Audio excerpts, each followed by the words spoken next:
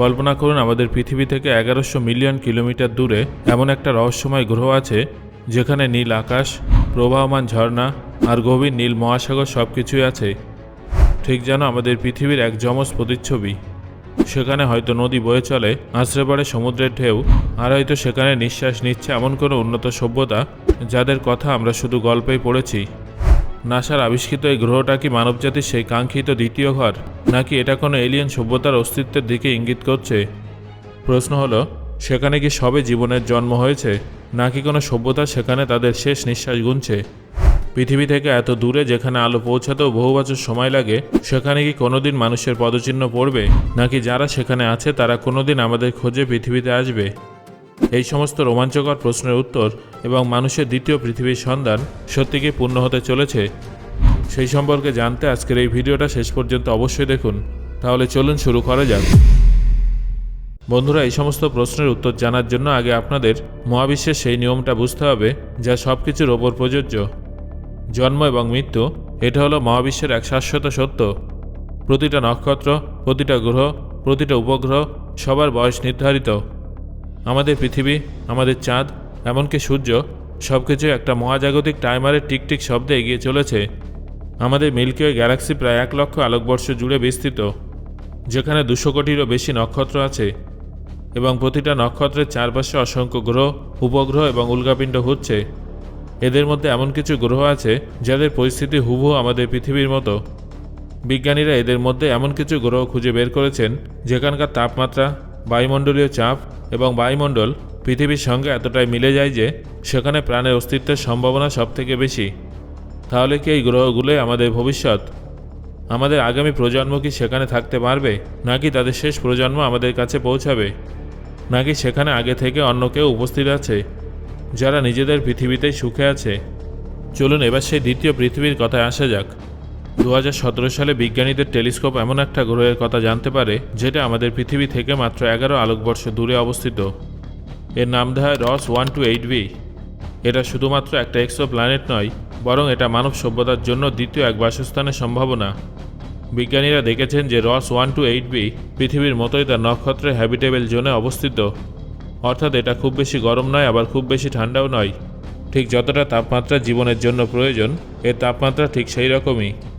এর পৃষ্ঠের তাপমাত্রা অনেকটা আমাদের পৃথিবীর মতোই হতে পারে বলে অনুমান করা হচ্ছে।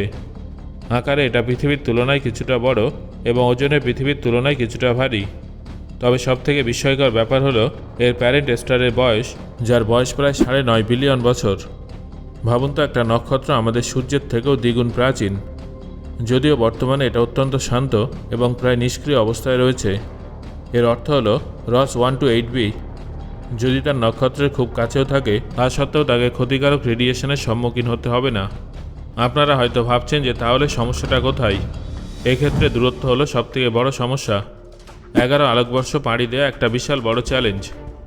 আমাদের সবথেকে দ্রুতগামী মহাকাশযান পার্কার সোলার প্রোবের স্পিডেও যদি সেখানে যাওয়া হয়, তাহলে সেখানে পৌঁছাতে প্রায় 18,000 বছর সময় লাগবে। তাহলে কি এই স্বপ্ন কখনো পূরণ হবে না? আমরা কি আদৌ সেখানে কখনো যেতে পারবো? বিজ্ঞানীরা মনে করেন যদি আমরা সফলভাবে advanced propulsion technology, wrap drive বা ইন্টারস্টেলার ইঞ্জিন তৈরি করতে পারি, তাহলে একদিন হয়তো আমরা রস 128bর মাটিতে পা রাখতে পারবো।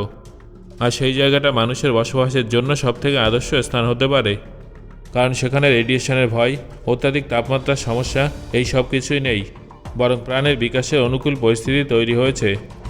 এটা হলো এমন একটা গ্রহ যেটা আমাদের পৃথিবীর মতোই, কিন্তু আমাদের থেকে অনেক দূরে আছে, তবে হয়তো একদিন আমাদের চোখের সামনে থাকবে। একটা আশার কথা হলো রস 128b বা এই ধরনের যে গ্রহগুলোর সন্ধান পাওয়া গেছে, সেগুলো এটাই প্রমাণ করে যে আমরা হয়তো এই ব্রহ্মাণ্ডে একা নই। বন্ধুরা, পরবর্তী গ্রহটা হলো TOI 700d। এই এক্সোপ্ল্যানেটটা 2018 সালের অক্টোবর মাসে খুঁজে বের করা হয়। তবে এটা কেপলার টেলিস্কোপের মাধ্যমে নয়, বরং transiting exoplanet survey satellite TESS এর মাধ্যমে আবিষ্কার করা হয়। 2009 সালে লঞ্চ হওয়া কেপলার টেলিস্কোপ 9 বছর পর্যন্ত বিজ্ঞানীদের অনেক সাহায্য করে। তবে কেপলারের অবসরের পর TESS তার জায়গা নিয়ে নেয়, যে কেপলারের তুলনায় 400 গুণ বড় এলাকায় গ্রহ খুঁজতে সক্ষম। এটা ট্রানজিট মেথডের মাধ্যমে TOI 700d ছাড়াও আরও দুটো গ্রহ TOI 700b এবং TOI 700c খুঁজে পেয়েছে। আপনারা যারা জানেন না যে ট্রানজিট মেথড কি, তাদের জানিয়ে রাখি যে কিছু গ্রহের পৃষ্ঠের তাপমাত্রা অনেক কম হয়ে থাকে, যার ফলে সেই গ্রহগুলো তাদের নক্ষত্রকে প্রদক্ষিণ করার সময় টেলিস্কোপের সাহায্যে আসা লাইট এবং তাদের নক্ষত্রের থেকে আসা লাইটের মাঝখানে চলে আসে। এই ধরনের পরিস্থিতিতে সেই গ্রহের লাইট টেলিস্কোপের কাছে যেতে যেতে অনেকটাই কমে যায়। এই আলোর পরিবর্তন দেখে বিজ্ঞানীরা বুঝতে পারেন যে সেখানে কোনো গ্রহের অস্তিত্ব আছে। বাকি দুটো গ্রহ বিজ্ঞানীরা এই পদ্ধতিতে খুঁজে বের করেছেন। TY-700D তার নক্ষত্রকে মাত্র 37 দিনে একবার প্রদক্ষিণ করে এবং এটাও তার নক্ষত্রের হ্যাবিটেবল জোনে আছে, যদিও নক্ষত্রটা আমাদের সূর্যের তুলনায় অনেকটাই ছোট। TY-700D তার নক্ষত্রের অনেক কাছে আছে, যার ফলে তার গরম হওয়ার সম্ভাবনা অনেক বেশি। অন্যদিকে TY-700C, যেটা নেপচুনের আকারের একটা গ্যাসীয় গ্রহ, তার তুলনায় 700D সম্পর্কে বিজ্ঞানীরা বলেন যে এই এক্সোপ্ল্যানেটটার সঙ্গে আমাদের পৃথিবীর অনেক মিল আছে এবং সেখানে বায়ুমণ্ডলের উপস্থিতির প্রবল সম্ভাবনা আছে। তবে এটা পৃথিবী থেকে 101.4 আলোকবর্ষ দূরে অবস্থিত। পার্কাস সোলার প্রোবের সাহায্যে যদি এখানে যাওয়া হয় তাহলে সেখানে পৌঁছাতে প্রায় 1,60,000 বছর সময় লাগবে, যা আপাত দৃষ্টিতে অসম্ভব বলেই মনে করা হচ্ছে। বন্ধুরা, এবার প্রক্সিমা সেন্টাউরি বির কথা বলবো। বিজ্ঞানীদের মতে পৃথিবী থেকে 4.2 আলোকবর্ষ দূরে অবস্থিত প্রক্সিমা সেন্টাউরি বি ভবিষ্যতে মানুষের নতুন ঠিকানা হতে পারে। এই গ্রহটাকে আরও ভালোভাবে বোঝার জন্য বিজ্ঞানীরা 2036 সালে একটা প্রজেক্ট লঞ্চ করতে চলেছেন, যার মাধ্যমে নির্ধারণ করা যাবে যে এই গ্রহটা মানুষের বসবাসের জন্য কতটা উপযোগী। অন্যান্য এক্সোপ্ল্যানেটের তুলনায় প্রক্সিমা সেন্টাউরি বি আমাদের পৃথিবীর অনেক কাছে অবস্থিত, তাই এখানে পৌঁছানো তুলনামূলকভাবে অনেক সহজ। তাও বিজ্ঞানীদের মতে আলোর গতিবেগে 10% স্পিডে চললেও সেখানে পৌঁছাতে আমাদের 42 বছর সময় লাগবে। এখানে আপনাদের একটা বিষয় জানিয়ে রাখি যে এই মুহূর্তে সবথেকে দ্রুত গতিসম্পন্ন মহাকাশ যান হল পার্কাস সোলার প্রোব, যার গতিবেগ আলোর গতিবেগের 0.064%। তাহলে নিশ্চয়ই বুঝতে পারছেন যে আলোর গতিবেগে 10%-এ পৌঁছাতে আমাদের এখনও বহু বছর সময় লাগবে। বন্ধুরা, এবার সেই গ্রহের সম্পর্কে কথা বলবো যেটা পৃথিবীর থেকে দূরে আছে ঠিকই, তবে আলোর গতিবেগে সেখানে পৌঁছাতে 1400 বছর সময় লাগতে পারে।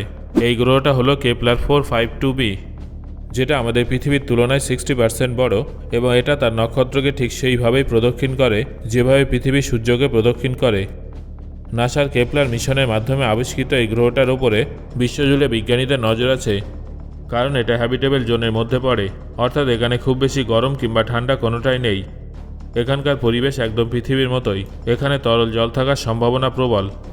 আর যদি সেখানে জল থাকে তাহলে হয়তো সেখানে নদী, হ্রদ এবং সমুদ্র আছে, আর সেই সমুদ্রে প্রাণের স্পন্দনও থাকতে পারে। কেপলার 452b আমাদের থেকে 1400 আলোকবর্ষ দূরে অবস্থিত। বর্তমান রকেট প্রযুক্তিতে সেখানে পৌঁছাতে প্রায় 26 মিলিয়ন বছর সময় লাগবে, যা আমাদের পক্ষে অসম্ভব। ভবিষ্যতে যখন আমরা ওয়ার্প ড্রাইভ, ওয়ার্মহোলস বা কোয়ান্টাম ট্রাভেলের মতো প্রযুক্তি বুঝতে পারব, তখন হয়তো মানুষ সেখানে পা রাখতে সক্ষম হবে।